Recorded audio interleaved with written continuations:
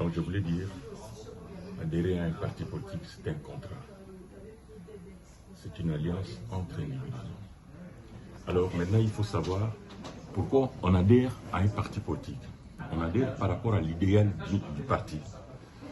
Alors, pour adhérer à ces idéaux, il faut que la personne sache quel est le projet de société, à quoi il s'engage, quelles sont ses responsabilités et quels sont ses devoirs. C'est pour cela que quand quelqu'un arrive à un parti, la première des choses, c'est de lui remettre le matériel. Il y a les statuts, il y a les règlements intérieurs, et puis il y a d'autres matériels qui régissent les partis. À ce moment, la personne se fait une idée de ce qu'il attend à donner et à recevoir du parti. À ce moment, il peut adhérer librement, c'est un contrat. Et comme nous sommes en démocratie, c'est comme je l'ai dit tout à l'heure, il peut quitter comme il peut continuer avec vous dans l'aventure. Alors, on ne peut pas mettre la charrue devant les bœufs. C'est-à-dire quoi? Quelqu'un avant de payer ses cotisations, il doit savoir à quoi s'en tenir. Vous ne pouvez pas venir du jour au lendemain, vous lui demandez d'avoir une carte, vous lui demandez de cotiser, et cette cotisation, les montants ont été fixés unilatéralement. Non, moi je pense que dans ce parti, tout le monde a une voix. Et la voix de chacun compte.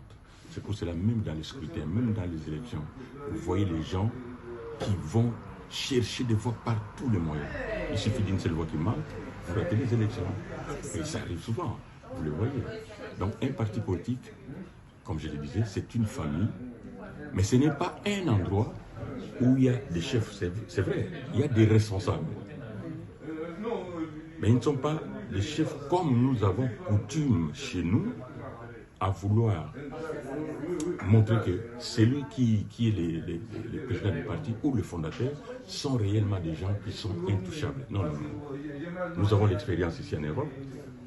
C'est rarement qu'on parle même des chefs de parti. Hein. Donc tout le monde est libre. Parce que même dans les partis, il y a des courants. Et c'est ces courants qui font la force des partis politiques.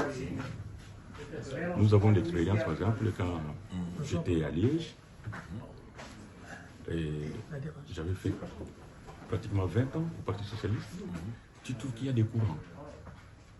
Mais c'est ces courants, apparemment, ils s'opposent, mais ils ne s'opposent pas. Chacun apporte, c'est comme des voies parallèles. Vous voyez les deux rails du train. Ils amènent les trains vers la même destination, mais ils ne se rencontrent jamais. C'est ça les courants. Ça fait partie. Je ne suis pas obligé de penser comme vous. Mais si ça contribue, ça ne sort pas du cadre de nos textes qui nous régissent, nous parlons la même chose. Nous pouvons évoluer. La preuve est que même l'Union sacrée, l'Union sacrée dont nous sommes membres, il y a des libéraux, il y a des socialistes, il y a des communistes, il y a tout le monde dedans. Chacun apporte sa Mais l'idéal est commun, c'est le développement de notre pays. Je pense que c'est ça qui doit souder l'action de l'AFDC.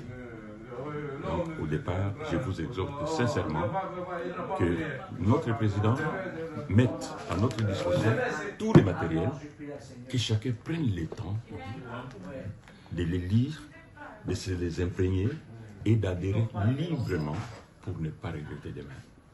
Papa, je vais rajouter ce que vous avez dit, parce que vous avez dit tout ça avec une grande sagesse. Merci beaucoup, parce que c'est très important pour nous tous ici, qui fait partie de l'AFDC. C'est pour dire, ici, on a le projet de société. Oui, tout à fait.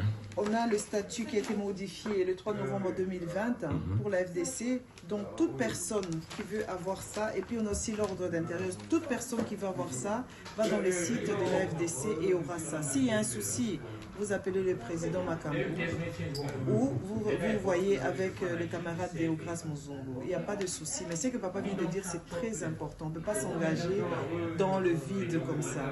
Chacun a sa pierre d'édifice à apporter pour le parti. Voilà. Alors, un dernier mot.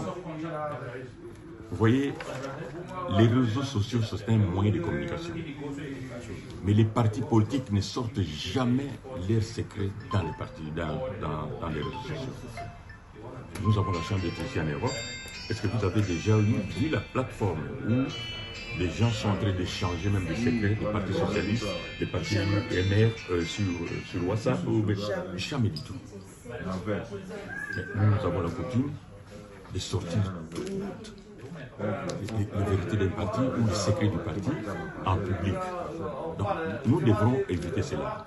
Les réseaux sociaux, si nous avons une plateforme, devraient être pour faire des communiqués, des annonces ou des nouvelles du parti. Mais tout ce qui est secret du parti, on devrait garder ça et envoyer ça par d'autres sites.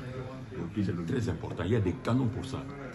Parce qu'on ne peut pas, on ne peut pas mettre à nu les stratégies du parti sur les réseaux sociaux. Ce n'est pas un meilleur endroit pour parler du parti. Ok? Un bon endroit pour recruter, mais pas pour larguer les secrets du parti. Donc je m'arrête là, Président. Merci beaucoup. Merci beaucoup. Merci, camarade.